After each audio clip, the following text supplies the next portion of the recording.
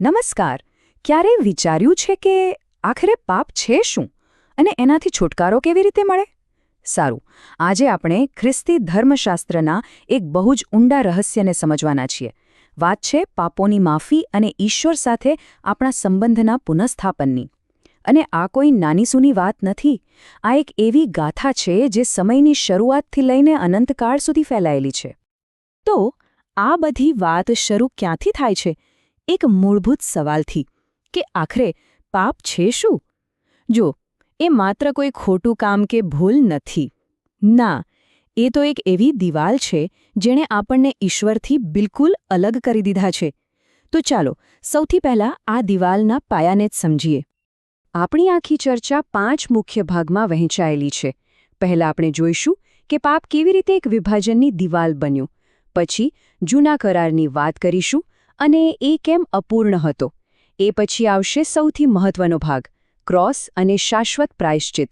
ત્યાર પછી પ્રથમ અને છેલ્લા આદમની સરખામણી કરીશું અને છેલ્લે આ બધાને કારણે એક નવી સૃષ્ટિની શરૂઆત કેવી રીતે થઈ એ સમજીશું. તો ચાલો શરૂ કરીએ આપણા પહેલા વિભાગથી. આપણે એકદમ મૂળભૂત સમસ્યાને સમજવાનો પ્રયત્ન કરીશું. શાસ્ત્રો પ્રમાણે પાપ એટલે માત્ર કોઈ ખોટું કામ નહીં. ના, એ તો એક અવસ્થા છે, એક એવી સ્થિતિ જેમાં માણસ પાપનો ગુલામ બની જાય છે, મૃત્યુના શાસન હેઠળ જીવે છે. આ એક એવું બંધન છે, ખબર છે, જેમાંથી માનવતા પોતાની મેળે ક્યારેય બહાર આવી જ ન શકે. અને બસ આ જ બંધને આપણને ઈશ્વરથી દૂર કરી દીધા. આ અલગાવને સમજવા માટે એક બહુ સરસ ઉદાહરણ છે.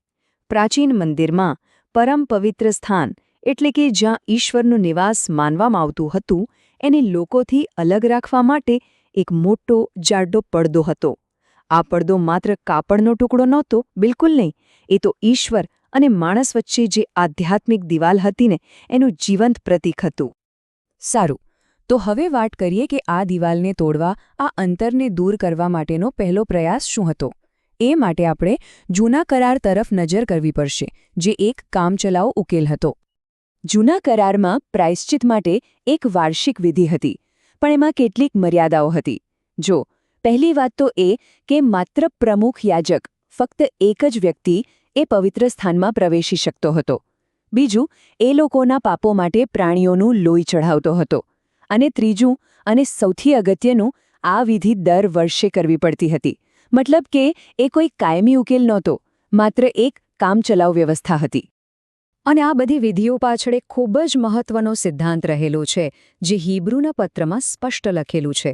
નિયમશાસ્ત્ર પ્રમાણે લગભગ બધી જ વસ્તુઓ લોહીથી શુદ્ધ થાય છે, અને લોહી વહેવડાવ્યા વિના પાપોની માફી નથી.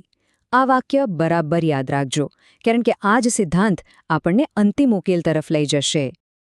તો હવે આપણે આવી પહોંચ્યા છીએ આખી વાતના કેન્દ્રબિંદુ પર, એક એવું કાર્ય જેણે બધું જ બદલી નાખ્યું. હા, આપણે વાત કરી રહ્યા છીએ ક્રોસની અને શાશ્વત પ્રાયશ્ચિતની. અને હવે આવે છે એ ક્ષણ જેણે બધું જ બદલી નાખ્યું. શાસ્ત્રો કહે છે કે જે ઘડીએ ઈસુએ ક્રોસ પર પોતાનો જીવ આપ્યો, ઠીક એ જ ક્ષણે મંદિરમાં પેલો જે જાડો પડદો હતો ને, એ ઉપરથી લઈને નીચે સુધી ફાટીને 2 ટુકડા થઈ ગયો. વિચારો, આ કોઈ સામાન્ય ઘટના નહોતી. આ એક દૈવી સંકેત હતો. સંકેત કે ઈશ્વર અને માણસ વચ્ચેની એ દિવાલ હંમેશ માટે તૂટી ગઈ હતી. તો હવે જૂના અને નવા પ્રાયશ્ચિત વચ્ચેનો તફાવત જુઓ. જૂના માર્ગમાં શું હતું? એક પ્રમુખ યાજક માણસે બનાવેલા મંદિરમાં પ્રાણીઓના લોહી સાથે વારંવાર પ્રવેશ કરતો હતો. પણ નવો માર્ગ, એમાં ખ્રિસ્તે પોતે પોતાના જ લોહી દ્વારા સ્વર્ગના અસલી પવિત્ર સ્થાનમાં ફક્ત એક જ વાર પ્રવેશ કર્યો અને આપણા માટે શાશ્વત મુક્તિ પ્રાપ્ત કરી. એકવાર, હંમેશા માટે. પણ વાત અહીં અટકતી નથી. આ કાર્ય માત્ર પાપોની માફી કરતાં ઘણું વધારે હતું. એ તો એ નુકસાનને સુધારવા માટે હતું જે માનવજાતની શરૂઆતમાં જ થઈ ગયું હતું. આને સમજવા માટે આપણે પ્રથમ અને છેલ્લા આદમની વાત કરવી પડશે. આ સરખામણી બહુ રસપ્રદ છે. એક તરફ છે પ્રથમ આદમ. એણે શું કર્યું? અનાજ્ઞા પાલન. એનું પરિણામ, દુનિયામાં મૃત્યુનું શાસન આવ્યો અને એની અસર આખી ધરતી શાપિત થઈ અને માણસે પોતાનું આધિપત્ય ગુમાવ્યું. હવે બીજી તરફ જુઓ, છેલ્લા આદમ એટલે કે ખ્રિસ્તને. એમણે શું કર્યું? સંપૂર્ણ આજ્ઞાપાલન, અને એનું પરિણામ, જીવનનું શાસન શરૂ થયું. જે શાપ હતો એ તૂટી ગયો અને જે આધિપત્ય ગુમાવ્યું હતું એ પુનઃસ્થાપિત થયું. ખરેખર એકે જે બગાડ્યું તે બીજાએ સુધારી દીધું. આને સમજવા માટે એક પ્રાચીન ખ્યાલ છે જેને કુટુંબનો ઉદ્ધારક કહેવાય છે. પહેલાંના જમાનામાં જો કોઈ વ્યક્તિ પોતાની જમીન કે પોતાની સ્વતંત્રતા ગુમાવી દે તો એનો નજીકનો સગો વહાલો એને પાછો ખરીદી શકતો હતો. બસ ખ્રિસ્ત પણ આપણા માટે આવું જ કંઈક કર્યું. પ્રથમ આદમે જે આધિપત્ય અને અધિકાર ગુમાવ્યા હતા એને ખ્રિસ્તે આપણા કુટુંબના ઉદ્ધારક બનીને પોતાના બલિદાન દ્વારા પાછા ખરીદી લીધા. તો આ આખી પ્રક્રિયાનો મુખ્ય મુદ્દો શું છે? એ માત્ર ભૂતકાળની ભૂલો સુધારવાનો નથી. ના, એ તો એક બિલકુલ નવી સૃષ્ટિની શરૂઆત કરવા વિશે છે. અને આ એક બહુ જ ગહન વિચાર છે. ક્રોસને કારણે સ્વતંત્ર ઈચ્છાની પરિપૂર્ણતા શક્ય બની. કઈ રીતે? કારણ કે ક્રોસે ઈશ્વરનો પ્રેમ એટલી સ્પષ્ટ રીતે બતાવ્યો કે હવે આખી સૃષ્ટિ કોઈ પણ દબાણ વગર પોતાની મરજીથી ઈશ્વરને પસંદ કરી શકે છે અને પાપના એ ચક્રને તોડી શકે છે. આ જ તો સાચી સ્વતંત્રતા છે ને? અને આ બધાનું અંતિમ પરિણામ શું હશે?